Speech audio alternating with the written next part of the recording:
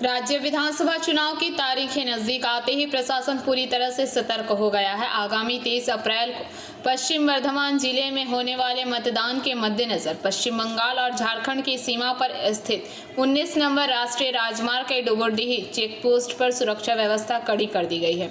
चुनाव आयोग के निर्देशानुसार यहां 24 घंटे नाका चेकिंग अभियान चलाया जा रहा है। मौके पर प्रशासन ने एक संयुक्त टीम तैनात की है। डुबुरडीही चेक पोस्ट पर एसएसटी मजिस्ट्रेट की मौजूदगी में आबकारी विभाग, आयकर विभाग, चौरंगी फाड़ी और कुल्टी ट्रैफिक गार्ड के अधिकारी संयुक्त रूप से तैनात है। सीमा से गुजरने वाली हर छोटी बड़ी यात्री गाड़ियों को रोककर उनकी बारीकी से तलाशी ली जा रही है।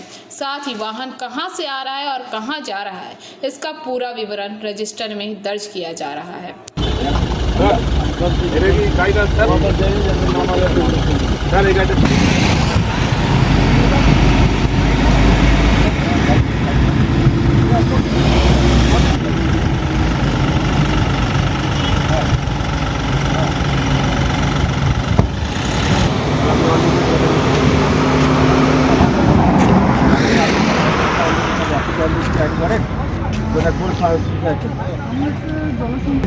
বলছেন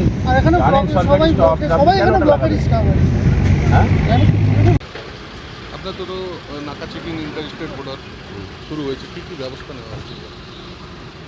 অন্যান্য বছরের মতো এবারে নাকা চেকিং একই ব্যবস্থা। এটা হচ্ছে ডুবুরডি চেকপোস্ট। আমাদের কুলটিতে 282 কুলটিতে 3টে চেকপোস্ট আছে, তার মধ্যে 2টো ইন্টার স্টেট আর একটা ইন্টার ডিস্ট্রিক্ট। ইন্টার স্টেটের মধ্যে সবচেয়ে বড় নাকা হচ্ছে ডুবুরডি।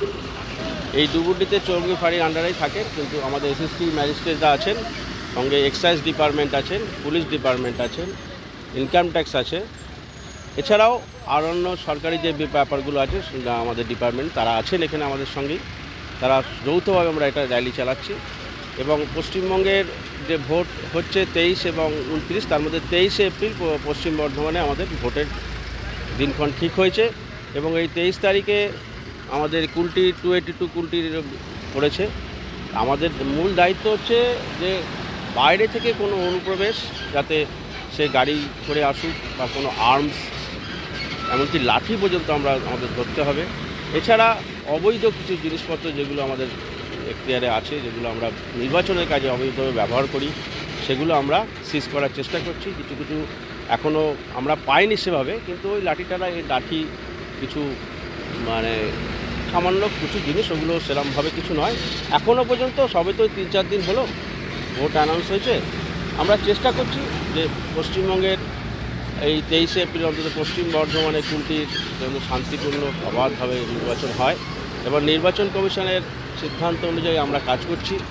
আছেন আমাদের এখানকার এআরইও আছেন, রিটার্নিং অফিসার আছেন, সাব ডিভিশনাল অফিসার ডিও যারা আছেন, জেলা শাসক, সবার চেষ্টা করছি আমরা সবাই মিলে এই অঞ্চলটা অন্তত শান্তিপূর্ণ সুষ্ঠুভাবে যাতে নির্বাচন হয়, তার জন্য এই প্রচেষ্টা। আপনি তো এই নিয়ে একাধিকবার অনেকটা সজাগ হয়েছে আর এখন অনলাইন প্রসেস হওয়ার জন্য স্বাভাবিক মানে ক্যাশ টাকার অবৈধভাবে ছাড়া সমস্ত অনলাইনে সব টাকা পয়সাগুলো নিয়ে যায়, সে ফ্যাক্টরি হোক, পেমেন্ট হোক, যাই হোক। এখন এই ব্যাপারটা আমরা চেষ্টা করছি। এবার মানুষ অনেক সজাগ হয়েছে, বুঝতে পারছে যে ইলেকশনের সময় এসবগুলো অবৈধ জিনিস না নিয়ে যাওয়ার জন্য আমরা তাদের সজাগ করতে পেরেছি। নির্বাচন কমিশন বারবার বিভিন্নভাবে মিডিয়ার মাধ্যমে, আপনাদের মাধ্যমে, প্রেস মিডিয়া, সোশ্যাল মিডিয়া, যেভাবেই হোক তারা চেষ্টা করেছে যে এইসব ব্যাপারগুলো যাতে অবৈধ ব্যাপারগুলো এখানে না হয়। তবুও তার মধ্যে 2-4টে যদি এসে যায় আমরা সেগুলো ধরার চেষ্টা করছি, কিন্তু ট্যাক্স মানে টাকা, ক্যাশ টাকা এখনও পর্যন্ত আমরা সেভাবে পাইনি। কারণ হচ্ছে ওটাই অনলাইন প্রসেস সব চালু হয়ে গেছে, এটাই মেন ব্যাপার। আর বাকি আর্মস যেগুলো আছে আমরা চেষ্টা করছি যদি যেভাবে হোক ধরার।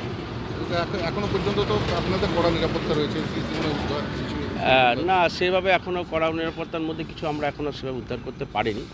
তবে আমার পুলিশ প্রশাসন এবং এক্সাইজ এবং ইনকাম ট্যাক্স ডিপার্টমেন্ট আমার সঙ্গে আছেন। আমি কুলটির তরফ থেকে এসএসটি ম্যাজিস্ট্রেট হিসেবে আছি। आसनसोल से राहुल तिवारी की रिपोर्ट, पीवीटीवी न्यूज़।